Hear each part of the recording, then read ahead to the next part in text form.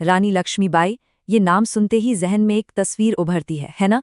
1857 के विद्रोह का वो चेहरा, जिनकी कहानी आज भी, इतने सालों बाद भी, हम सबको प्रेरित करती है।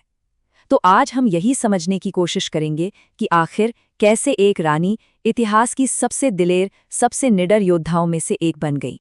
देखिए, इतिहास उन्हें कुछ इस तरह याद करता है। एक योद्धा रानी, हाथ में तलवार, पीठ पर अपने बेटे को बांधे हुए और अन्याय के खिलाफ डट कर खड़ी। मतलब ये सिर्फ एक मूर्ति नहीं है, ये वो छवि है जो बहादुरी का, हिम्मत का दूसरा नाम बन गई है। पर यह कहानी सिर्फ बहादुरी की नहीं है, ये एक बदलाव की भी कहानी है। तो सवाल यही है, वो क्या हालात थे? ऐसी क्या नौबत आ गई कि एक रानी को, जिसे महलों में राज करना था, उसे जंग के मैदान में उतरना पड़ा? तो चलिए, इस कहानी को बिल्कुल शुरुआत से समझते हैं। रानी और योद्धा बनने से बहुत पहले देखते हैं कि उनका बचपन कैसा था। उनका असली नाम, मतलब जन्म का नाम, मणिकर्णिका तांबे था। घर में सब प्यार से उन्हें मनु बुलाते थे और उनकी परवरिश उस जमाने के हिसाब से बिल्कुल अलग थी। सोचिए, जहां लड़कियों को घर के काम सिखाए जाते थे, वहीं मनु घुड़सवारी, निशानेबाजी और तलवारबाजी सीख रही थी। और तो और, वो पली बड़ी भी किनके साथ? भविष्य के बड़े विद्रोही नेताओं नाना साहेब और तात्या टोपे के साथ। तो ये कहना गलत नहीं होगा कि बचपन से ही उन्होंने समाज के बनाए नियमों को चुनौती दी। तो ये था बचपन। अब देखते हैं कि कैसे मनु का सफर एक रानी बनने की तरफ बढ़ा। एक ऐसा शाही सफर जिसमें खुशियों के साथ साथ बहुत बड़े दुख भी शामिल थे।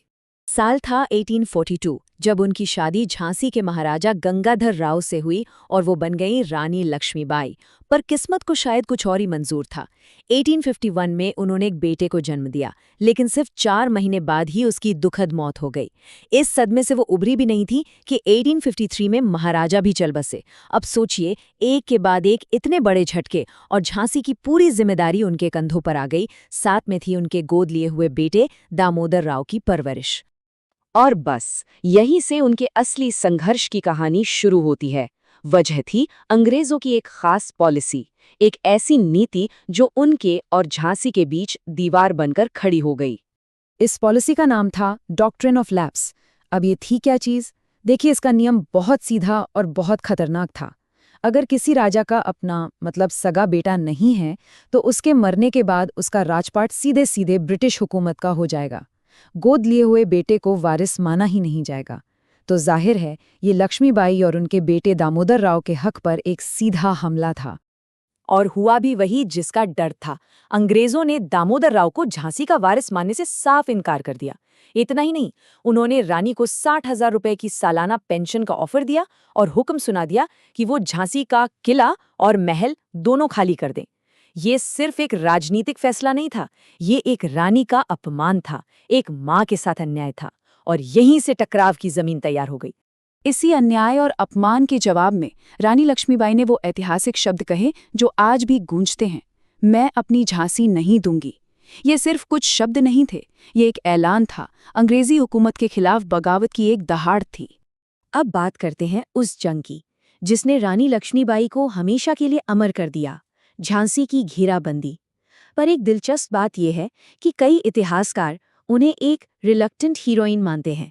मतलब वो लड़ना नहीं चाहती थीं, उन्होंने हथियार सिर्फ तब उठाए जब अपनी झांसी को बचाने का और कोई रास्ता नहीं बचा था। जब अंग्रेजी फौज झांसी की तरफ बढ़ी, तो रानी ने अपनी सेना और लोगों का हौसला बढ़ाते हुए कहा, हम स्वतंत्रता के लिए लड़ते हैं। भगवान कृष्ण के शब्दों में, अगर हम जीते तो जीत का फल भोगेंगे, और अगर युद्ध में मारे गए तो हमें गौरव और मोक्ष मिलेगा।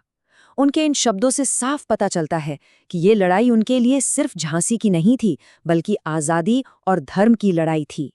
और फिर लड़ाई शुरू हुई। अंग्रेज जनरल ह्यू रोज ने चेतावनी दी कि या तो सरेंडर कर दो या झांसी तबाह हो जाएगी।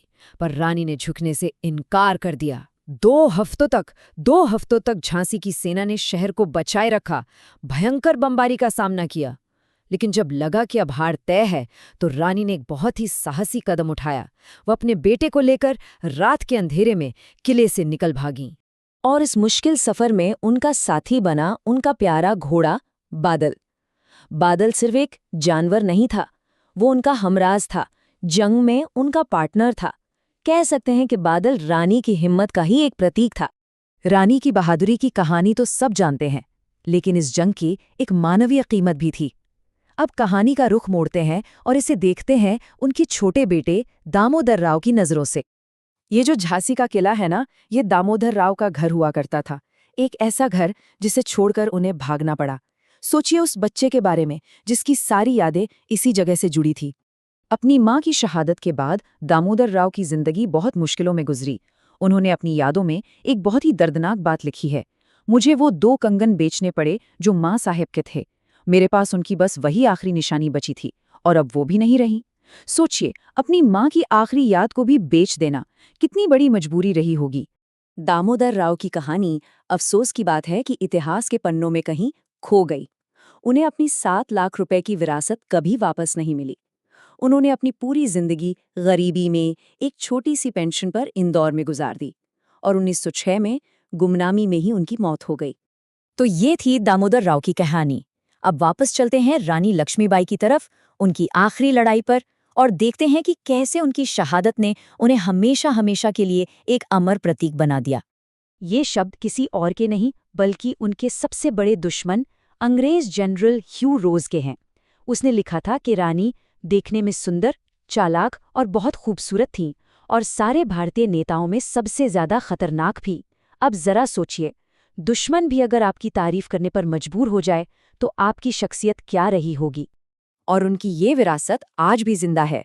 एक तरफ रानी लक्ष्मीबाई की तस्वीर है और दूसरी तरफ आज़ाद भारत की सेना की रानी ऑफ झांसी रेजिमेंट। उनका नाम आज भी देश की बेटियों को प्रेरित करता है। आज पूरे भारत में रानी लक्ष्मीबाई को बहुत सम्मान से याद किया जाता है। ग्वालियर में उनकी समाधि एक तरह से राष्ट्रीय तीर्थ स्थल है। इंडियन नेशनल आर्मी की पहली ऑल फीमेल यूनिट का नाम भी रानी ऑफ झांसी रेजिमेंट ही रखा गया था। अनगिनत यूनिवर्सिटीज, पार्क और संस्थाएं उनके नाम पर हैं। वो आज भी वीरता और प्रतिरोध की सबसे बड़ी मिसाल हैं। तो आखिर में ये कहानी हमें एक बहुत बड़े सवाल के साथ छोड़ जाती है। क्या किसी गाथा की असली शक्ति जीत या हार में होती है, या फिर उस हिम्मत में होती है जो सही के लिए लड़ने से आती है, भले ही अंजाम कुछ भी हो? रानी लक्ष्मीबाई की विरासत शायद हमें यही सिखाती है।